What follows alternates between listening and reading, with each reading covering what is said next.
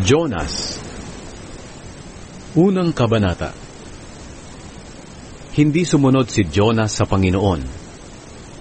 Nagsalita ang Panginoon kay Jonas na anak ni Amitay. Sinabi niya, "Pumunta ka agad sa Ninive, ang malaking lungsod, at bigyan mo ng babala ang mga taga roon, dahil umabot na sa aking kaalaman ang kanilang kasamaan." Pero tumakas agad sa Panginoon si Jonas, at nagpa siyang pumunta sa Tarshish. Pumunta siya sa Joppa at nakakita siya roon ng barkong paalis, papuntang Tarshish. Kaya nagbayad siya ng pamasahe at sumakay sa barko kasama ng mga tripulante at ng iba pang mga pasahero upang tumakas sa Panginoon. Nang nasa laot na sila, nagpadala ang Panginoon ng napakalakas na hangin at halos mawasak na ang barko.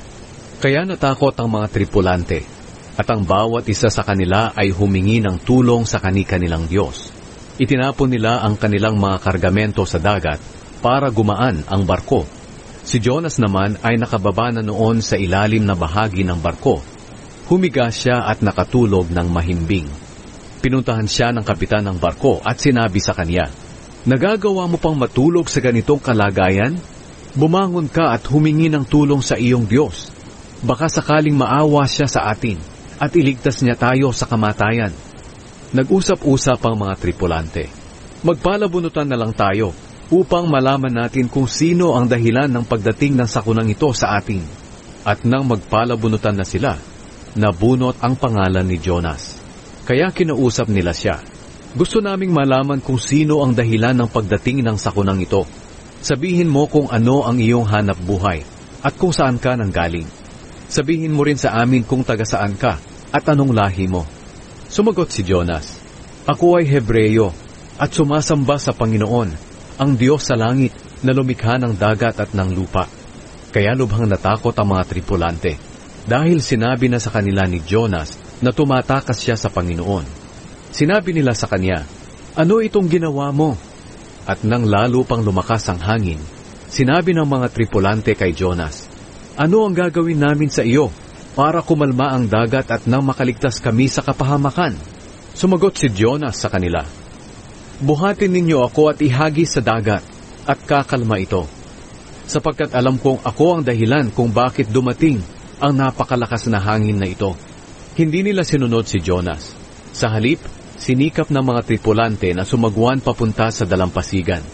Pero nahirapan sila dahil lalo pang lumakas ang hangin. Kaya tumawag sila sa Panginoon.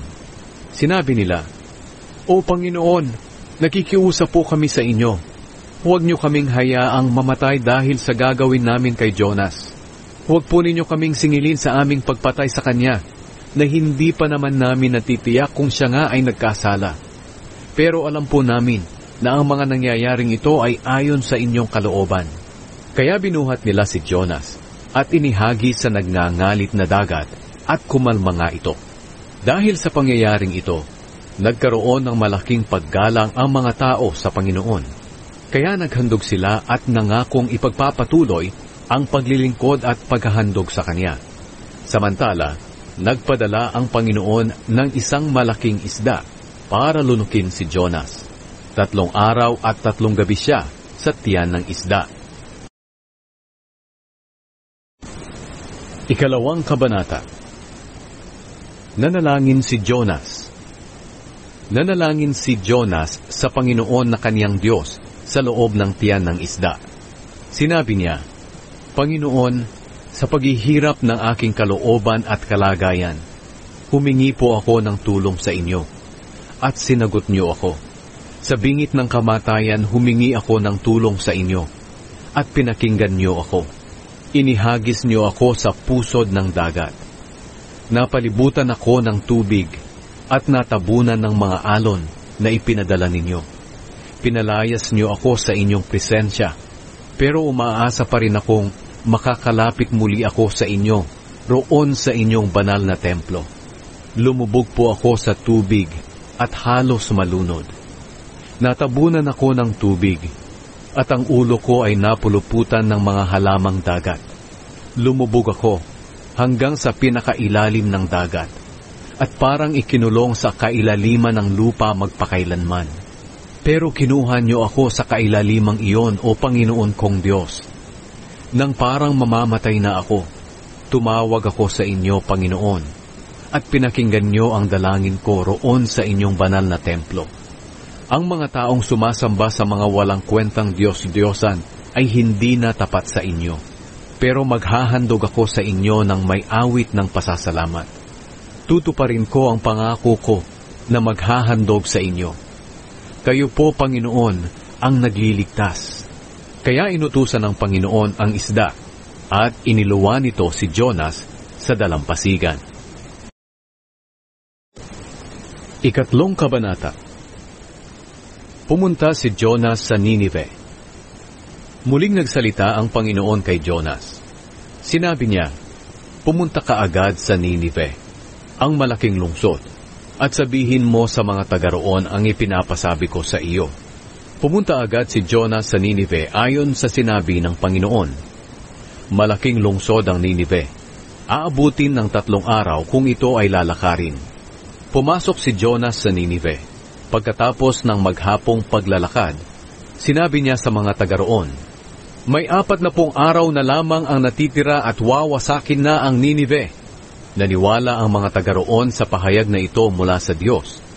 Kaya lahat sila mula sa pinakadakila hanggang sa pinakaaba ay nagsuot ng damit na panluksa at nag-ayuno upang ipakita ang kanilang pagsisisi. Sapagkat nang mapakinggan ng hari ang mensahe ni Jonas, tumayo siya mula sa kanyang trono, inalis ang kanyang balabal, nagsuot ng damit na panluksa at naupo sa lupa upang ipakita ang kanyang pagsisisi. At nagpalabas siya ng isang proklamasyon sa Ninive na nagsasabi, "Ayon sa utos ng hari at ng kanyang mga pinuno, walang sino mang kakain at iinom, kahit ang inyong mga baka, tupa o kambing. Magsuot kayong lahat ng damit na panluksa, pati na ang inyong mga hayop, at taimtim na manalangin sa Diyos. Talikdan ninyo ang masamang pamumuhay at pagmamalupit. Baka sakaling magbago ang isip ng Diyos at mawala ang kanyang galit sa atin at hindi na niya tayo lipunin." Nakita ng Diyos ang kanilang ginawa, kung paano nila tinalikuran ang kanilang masamang pamumuhay. Kaya nagbago ang kanyang isip, at hindi na niya nilipol ang mga taga Ninive gaya ng kanyang sinabi noon. Ika-4 na kabanata. Nagalit si Jonas dahil sa pagkahabag ng Panginoon. Sumama ang loob ni Jonas dahil sa pagpapatawad ng Panginoon sa Ninive, at galit na galit siya. Sinabi niya sa Panginoon nang siya ay manalangin, "O Panginoon, talagang hindi ako nagkamali nang sabihin ko noong naroon pa ako sa aming lugar, na kaaawaan mo ang mga taga Ninive kung magsisisi sila. Dahil alam ko na mahabagin kang Diyos at mapagmalasakit. Mapagmahal ka at hindi madaling magalit, at handa kang magbago ng isip na hindi na magpadala ng parusa. Yan ang dahilan kung bakit tumakas ako papuntang Tarshish. Kaya Panginoon, kunin mo na lang ako, dahil mas mabuti pang mamatay ako kaysa mabuhay." Sumagot ang Panginoon, "May karapatan ka bang magalit sa ginawa ko sa Ninive?" Lumabas si Jonas sa lungsod at umupo sa gawing silangan nito. Gumawa siya ng masisilungan at sumilong doon habang hinihintay kung ano ang mangyayari sa lungsod. Pero naiinitan pa rin si Jonas. Kaya pinatubo ng Panginoong Diyos ang isang malagong halaman na lampas tao upang maliliman siya. At labis namang ikinagalak iyon ni Jonas. Pero kinabukasan ng maaga pa, ipinakain ng Diyos sa uod ang halamang iyon at nalanta ito. Pagsikat ng araw, pinaihip ng Diyos ang mainit na hangin mula sa silangan. Halos mahimatay si Jonas na masikatan ng araw ang ulo niya. Nais niyang mamatay na lang, kaya sinabi niya, "Mas mabuti pang mamatay ako kaysa mabuhay." Sinabi ng Diyos sa kanya, "May karapatan ka bang magalit dahil sa nangyari sa halaman?" Sumagot siya, "Oo, mayroon akong karapatang magalit, kaya mas mabuti pang mamatay na lang ako." Sinabi sa kanya ng Panginoon, "Nang hinayang ka nga sa halamang iyon na tumubo sa loob lamang ng isang gabi at nalanta rin agad sa loob din ng isang gabi, kahit na hindi ikaw ang nagtanim o nagpatubo.